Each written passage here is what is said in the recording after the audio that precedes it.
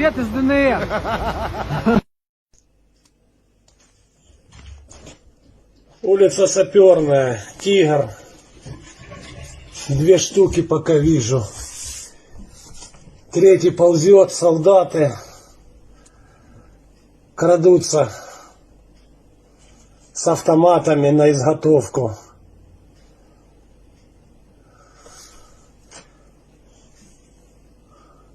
Три, 4 КАМАЗ.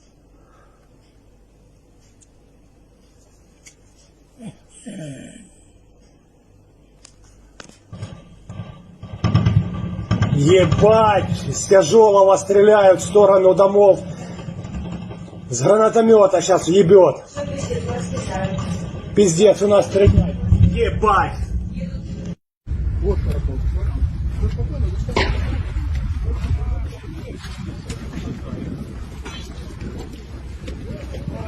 Слава Україні!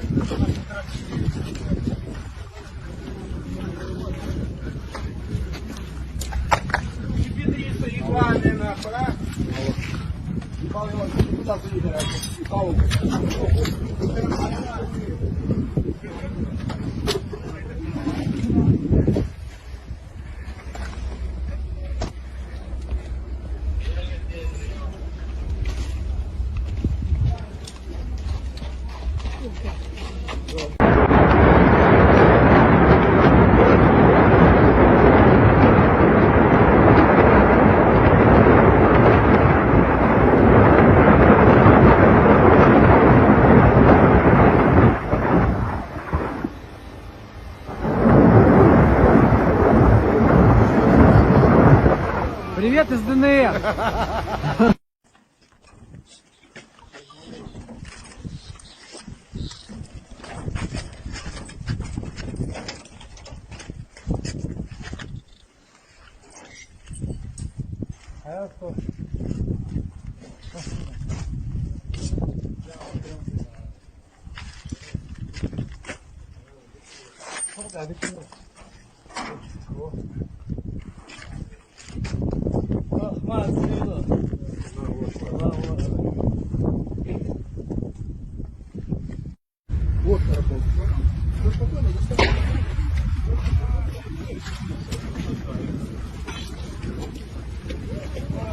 Слава Україні!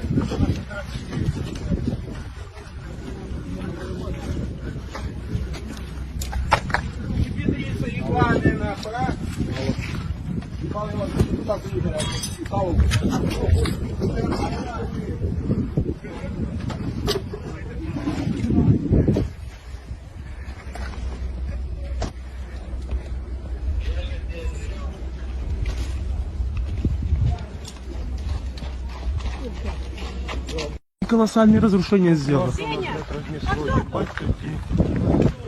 Одна ракета. Это пиздец. Хочу давать совет пока действующему президенту Зеленскому, пока он не стал экс-президентом Украины.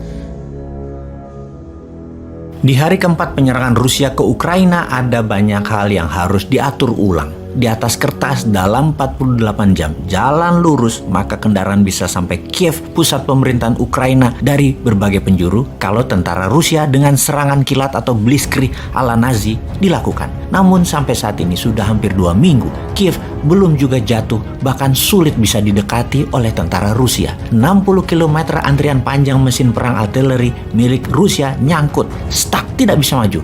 Maka kembali ke hari keempat, ternyata banyak warga sipil yang terjebak di antara perang karena Ukraina menerapkan perang kota, salah satunya menggunakan sniper, main petak umpet. Rusia di dalam penginvasian tentunya tidak ingin adanya kemarahan warga sipil karena akan sulit mengelolanya nanti ketika pemimpin boneka diletakkan sebagai presiden Ukraina menggantikan Volodymyr Zelensky. Maka diturunkanlah tentara Chechnya, sebuah wilayah Federasi Rusia yang dianeksasi tahun 1994 tersebut yang tentaranya patuh pada Moskow, sangat terlatih dan loyal. Apa yang dilakukan Putin untuk menarik rakyat dengan pasukan Chechnya tersebut? Ada 12.000 tentara Chechnya di bawah pimpinan Ramzan Kadyrov yang masuk ke Ukraina atas perintah Putin. Apa perintahnya? Melindungi warga sipil Ukraina yang terjepit di antara tembak-menembak tentara Ukraina dan tentara Rusia. Tentara Chechnya ini membantu pengungsi dan rakyat pindah ke tempat yang lebih aman. Dan benar, ketika evakuasi dilakukan, kedua belah pihak tidak menembaki tentara Chechnya karena melindungi rakyat Ukraina di pengungsian ke tempat yang aman. Sebuah strategi pintar dari Putin. Masuknya pasukan Muslim Chechnya ini semacam peacekeepingnya Rusia. Tentara ini elit, killing mesin dalam perang seperti tentara Gurkhanya Inggris asal Nepal. Kelebihan pasukan Chechnya, mereka bisa main dua kaki seperti seorang samurai. Seorang samurai bisa menyabet katananya dan membunuh lawannya tanpa belas kasih. Namun, seorang samurai ketika katananya berada di dalam sarung, samurai adalah orang yang santun, diam, penuh rasa seni, dengan ritual minum teh misalnya yang sangat penuh tata krama. Itu adalah perbedaannya antara seorang samurai yang pedangnya di dalam dan pedangnya dicabut. Pasukan Chechnya mirip. Ketika senjata tidak di genggaman mereka, hanya nyandar di pundak, maka sebagai pelayan rakyat mereka sangat santun, ramah, dan melayani. Selain melayani rakyat Ukraina, posisi mereka menjaga gedung-gedung amunisi Ukraina yang dikuasai Rusia sebagai base camp. Namun tetap tugas utamanya melindungi sivilian. Lalu, kita semua tahu bahwa misionaris, tentara swasta sebanyak 16.000 orang lebih sudah masuk ke Ukraina, membantu 500.000 tentara dan polisi Ukraina, ditambah warga sipil yang dipersenjatai armor perang lebih dari 100.000 orang. Tentara Rusia masuk dengan 200.000 tentara. Sementara 30%-nya mengurusi logistik. Secara jumlah sungguhnya mereka outnumber atau kalah jumlah dengan tentara Ukraina dan pejuang Ukraina. Dan ini terlihat strategi Rusia mulai melakukan. Karena hal ini terlihat strategi Rusia berubah. Mulai melakukan strategi bumi hangus. Ukraina semakin lama tidak tunduk dengan Rusia, Ukraina disiriahkan, diratakan. Strategi Ukraina yang melakukan serangan satuan insurgency style of war tidak bisa tidak dilawan insurgency. Sniper dilawan sniper, gerilya dilawan gerilya. Dengan itu, setelah pasukan Chechnya masuk di hari keempat perang, maka di hari ke-10 pasukan gerilya kota, tentara Suriah masuk. Tentara Suriah berhasil meredam tentara ISIS buatan Israel, Amerika, dan Inggris itu dengan strategi perang kota. Maka tentara Suriah tugas utamanya adalah melawan misionaris dan serangan insurgensi pejuang Ukraina tersebut. Menarik memang membahas perang Ukraina ini. Strategi Putin menggunakan pasukan Chechnya terbukti efektif mengambil hati masyarakat Ukraina. Dan strategi perang gerilya kota, sniper lawan sniper, disiapkan pasukan Suriah yang juga kategorinya adalah pasukan bayaran misionaris. Siapapun pemenangnya di perang Ukraina ini saat ini belum bisa terlihat. Yang pasti perang ini akan panjang. Yang pasti kalau panjang, sanksi ekonomi terhadap Rusia akan berdampak. Sebagaimana kita ketahui, dunia sudah kecanduan fosil oil atau minyak bumi. 3 besar produsen dan pemilik cadangan minyak bumi terbesar adalah Amerika, Rusia, dan Arab Saudi. 60% Eropa Barat bergantung pada Rusia. Dan ketika Rusia mengurangi produksi untuk menyuplai Eropa Barat, siap-siap chaos dunia Barat. Perang dunia ketiga kah akhirnya?